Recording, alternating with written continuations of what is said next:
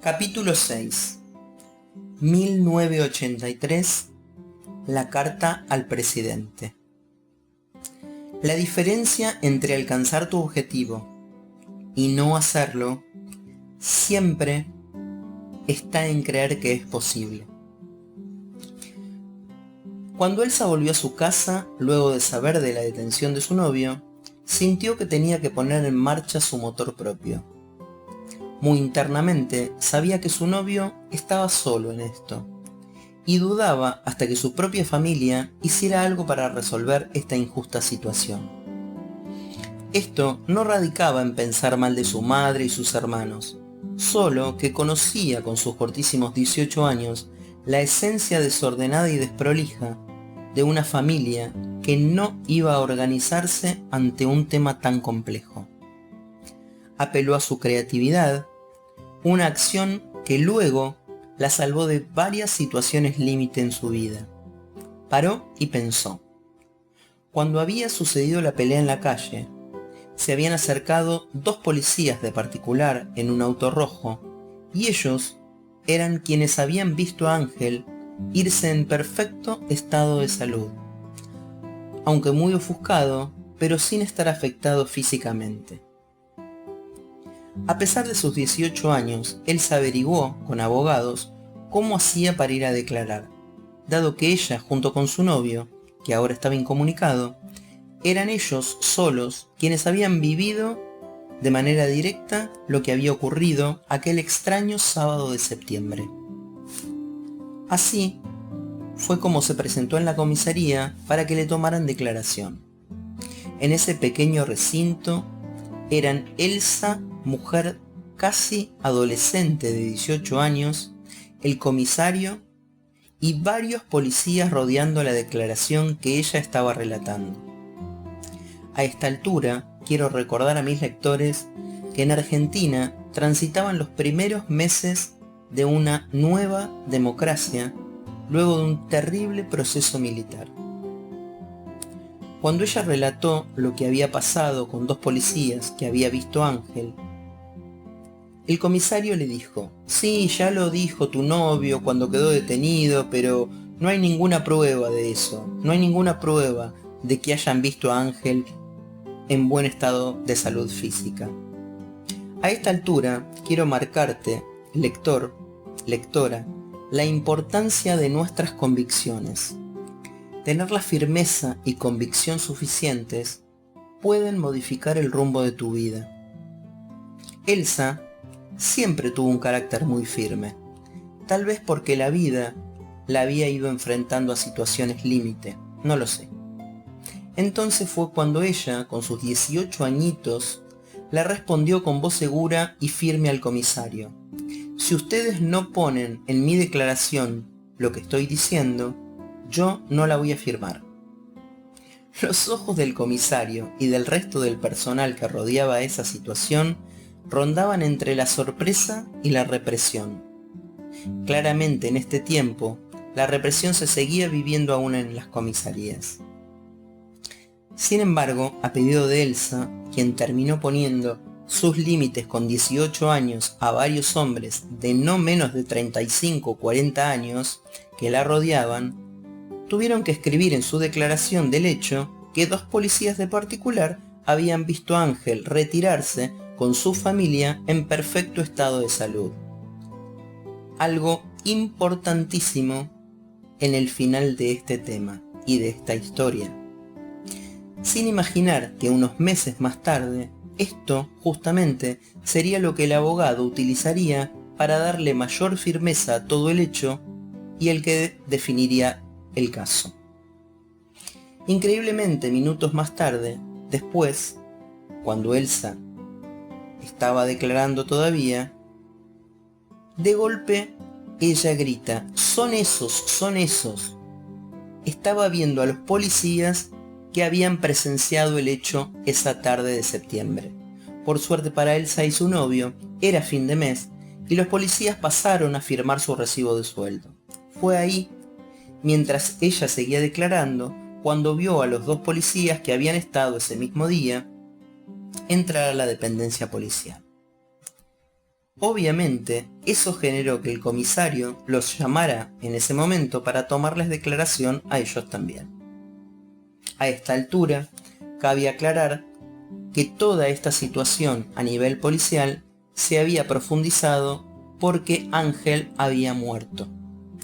Nuevamente Elsa, formando parte de una situación complejísima con su adolescencia, invadida por más violencia. Llegó nuevamente a su casa y pensó tantas cosas como tal vez se te estén ocurriendo a vos en el medio de este relato. Trató de ordenar su mente y se dijo a sí misma casi de manera utópica: sé que Jorge no tiene la culpa del fallecimiento de Ángel, a quien no conocíamos. ¿A quién más puedo contarle mi verdad? Nuestra verdad. Y aunque sea muy difícil imaginarlo, a Elsa se le ocurrió lo que tal vez a pocas adolescentes se les hubiera ocurrido a esa edad. Elsa escribió 4 cartas al nuevo gobierno. Para comprender lo duro y extraño que era ponerse frente a las autoridades de la Argentina, más que nunca en ese momento, es necesario ubicarse en el tiempo en que se desarrollaba todo esto. Fundamentalmente para el lector que no conoce la realidad de Argentina en ese tiempo histórico. El doctor Raúl Alfonsín, líder de la Unión Cívica Radical, se consagró en las elecciones del 30 de octubre de 1983 como presidente de la Nación Argentina, en una jornada que significó el fin de 7 años de dictadura militar. La dictadura, autodenominada solamente por los torturadores, Proceso de Reorganización Nacional, la que dejó una herencia de miles de desaparecidos a manos de grupos militares y paramilitares, la derrota en la Guerra de las Malvinas y una economía estancada con inflación y una abultada deuda externa. Con esta combinación de factores, así se llegó a las elecciones del 83 en la Argentina. Cabe mencionar que como la mamá de Elsa, Luisa, era afecta al doctor Alfonsín, ella guardaba todos los diarios de esos días, y en este contexto Elsa decidió mirar los diarios que había guardado su madre, y de allí sacó los nombres. Esos nombres y cargos políticos que a ella le parecía que podían escuchar su pedido. Sus cartas fueron 4. Mate de por medio, alguna tarde, lluviosa, me ha contado los nombres que ella eligió, intuyendo que podían ayudarla. Carta 1 al presidente de la Nación, Dr. Raúl Ricardo Alfonsín. Carta 2 al vicepresidente, don Víctor Martínez. Carta 3 al ministro de Justicia, Alconada Aramburú. Carta 4 al diputado en ese momento de los Derechos Humanos, Augusto Conte. Como lector y a efectos de este libro sobre el mindfulness y la compasión, es importante imaginar cuál era el sentir de Elsa, en lo más profundo de su mente, entre el romanticismo y la utopía de una fantasía adolescente. Quizás haya sido eso justamente lo que la llevó a tomar la decisión tan difícil de imaginar en la cabeza de un adolescente que ya tenía 19 años. Sin embargo, no estaba tan equivocada. Ella siempre se había destacado en la escuela en sus materias, en especial lengua y literatura. Y quizás este era el momento de poner en práctica todo lo que había aprendido. Así fue como redactó una carta contando todo lo sucedido de una manera muy especial y las envió por correo. Cualquiera a esta altura puede pensar que era una locura, y seguramente lo era, o tal vez la idealización de una joven.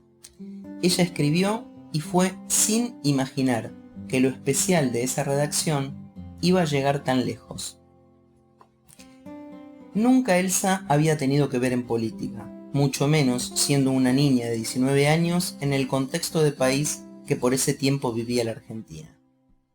Te pido, lector, que a esta altura imagines un living enorme de la casa de Elsa, con un gran ventanal a la calle, y una mesa Luis XV con sillas de pana verde, y en una punta una mesa de bronce con un teléfono. Unos días más tarde, cuando Elsa no lo imaginaba, sonó ese teléfono en la punta del living de su casa, y ella atendió. Fue una voz con acento cordobés la que le preguntó: «Buen día, ¿la señorita Elsa?», y ella respondió: «Soy yo, ¿quién habla?». Para la más remota sorpresa, del otro lado del teléfono, un señor súper amable le respondió: «Querida, te habla el hermano del vicepresidente de la Nación». Elsa cayó perpleja en una de las sillas de pana verde de su living. Con 19 años había logrado que la llamaran del mismísimo gobierno nacional. En este momento quiero transmitirte, lector, que muchas situaciones de vida nos ponen frente a lo inesperado. Sin embargo, siempre te aconsejo apeles a tu creatividad. Sentite firme, sólido, sólida, segura, seguro, porque es la manera de resolver lo que muchas veces ni siquiera has pensado. Un ejemplo de seguridad en sí misma y de compasión por el otro, su novio, sin duda fueron lo que cambiaron un rumbo que una tarde había aparecido en sus vidas, y sin duda, a cualquier edad, era muy complicado. Elsa fue citada por el hermano del doctor Víctor Martínez, vicepresidente de la Nación, el doctor Raúl Martínez, quien en ese momento era abogado penalista hacía 23 años y a quien el doctor Alfonsín había derivado al recibir su carta. A efectos del tema que nos ocupa, mindfulness, Elsa, con 19 años y sin comprenderlo, seguramente sintió que sus cartas y la respuesta a ellas era un enorme acto de compasión y empatía, por lo que injustamente estaba viviendo su novio. Una vez reunida con el doctor Martínez en el Congreso de la Nación, lo confirmó. Vuelvo a comentar algo que Elsa siempre me destacó en su relato. El doctor Raúl Martínez se comportó siempre como un verdadero profesional con ella, que seguramente había sentido empatía por un caso tan sensible en un momento complejísimo de la nación, difícil momento de la sociedad argentina. Luego de escuchar más detalles de lo ocurrido con Jorge, su novio, el mismo doctor Martínez le comentó: si la causa cae en el juzgado de cualquiera de estos dos jueces que quedan del proceso militar, doctor M o doctora C, iba a ser muy complicado. Al escribir este libro decidí no dar el nombre verdadero de ambos jueces, ya que considero pertinente evitar mezclarlo con la política, dado que ciertamente no es el objetivo de este libro. En la vida de Elsa, ella recibió desde muy cerca muchos actos de compasión que con el correr de los años, mirando para atrás, le sirvieron para comprender y valorar cuántas personas se habían cruzado en su camino. Tal vez sea momento para que vos también puedas reflexionar sobre eso, sobre esto en tu vida, sobre estos actos de compasión que seguramente están en tu vida y vos no pudiste verlos. Podría decir que ese fue un camino para Elsa comenzara su aprendizaje. Personas que habían tenido hermosos actos de compasión hacia ella sin siquiera conocerla, como el doctor Martínez. Estos actos fueron un pilar en su futuro al reconocerlos, grandes pilares de paz mental y orden emocional. Es bueno destacar que ella podría no haber visto ni valorado dichos actos de compasión, como muchas personas pueden verlos o no en sus vidas porque no quieren, no pueden o no saben. Pero ella atravesó procesos internos que eligió y fue realizando en medio de situaciones muy dolorosas y así los encontró. Siempre, lector, atrévete a pensar la vida de Elsa como un espejo de la tuya. Así podrás ver y sentir más que nunca que este libro es un mero ejemplo de muchas cosas que podemos enfrentar en nuestras vidas, a veces solos, a veces acompañado, y solamente nos falta tomar la decisión. Fue así como Elsa, a sus 19 años, tuvo que atravesar las puertas del penal de Villa Devoto. Ella, que era una joven estudiante, como cualquiera, algo que jamás se le hubiera ocurrido. Pero siendo como eran sus convicciones, también sé que nunca se le hubiera ocurrido ni siquiera pensar que no se iba a involucrar en esto, mucho menos desaparecer en una situación tan complicada. Así fue como por varios meses trabajó duro con su abogado, el doctor Martínez, para ayudar a su novio. Doctor que jamás le pidió ni un peso y que nunca tuvo más que hermosos actos altruistas con la situación en general. Es interesante recalcar esto porque es lo que siempre Elsa me recalcó en su relato. Tal vez en esos tiempos, hace 40 años, a los 19 años, pocas mujeres atraviesan situaciones como esta, pero tengo claro que no modificaron ninguna de sus ideas y formas frente a la vida. Todo lo contrario, creo que le dieron más fuerza, ya que ella tenía total certeza de lo que estaba defendiendo, y que con su escala de valores sin duda debía ser.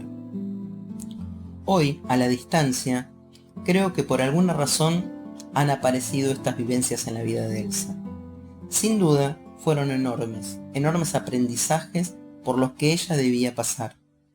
Seguramente ya estaba asignado a su vida un arco iris que se llamaba mindfulness y el despertar, que iban a darle un despertar sin duda a alguna explicación tan dolorosa en el vivir.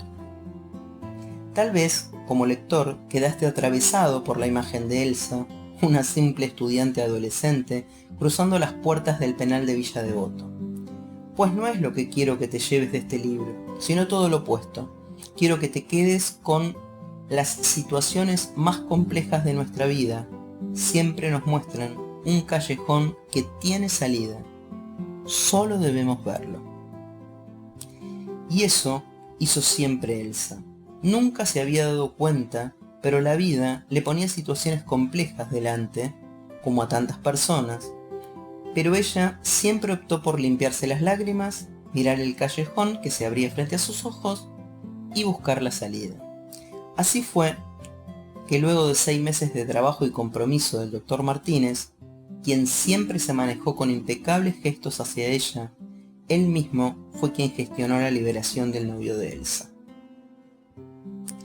Ya que luego de las sendas reconstrucciones del hecho, quedó comprobado que el fallecimiento del joven Ángel nunca habían tenido que ver con esa pelea en la calle, sino con una discusión que habría tenido el mismo Ángel esa noche con amigos en una fiesta, que recibió un golpe en su cabeza. Solo efectos descriptivos, dado que no es el tema que nos ocupa en este libro, cabe mencionar que Elsa nunca tuvo contacto con la política y mucho menos a sus 19 años. En lo más profundo de su ser, alguna vez me confesó que ella en verdad cree que tuvo mucha suerte en ese momento. La Argentina acababa de salir del proceso militar, habiendo ingresado a la democracia. Esto, sumado a su gran tino al haber pensado en que el gobierno, al hacer sus cartas y su buena redacción, formaban como un cóctel positivo, lo que logró que la contactaran. Le dolía pensarlo, pero fue así. Toda la familia de Jorge jamás hizo lo que Elsa logró en tan poco tiempo. Creo que alguna vez hasta se han molestado por todo lo que ella había logrado con tan solo 19 años. Claramente, a esa edad, Elsa no sabía qué era la compasión, ni mucho menos el altruismo.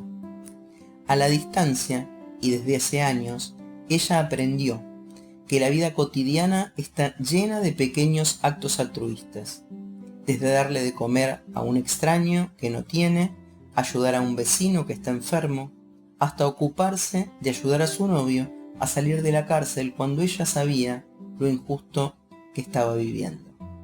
Y también que un acto de compasión es el que practica la generosidad con el otro. Estoy segura, lector, que muchos actos de esta clase han aparecido seguramente alguna vez en tu vida.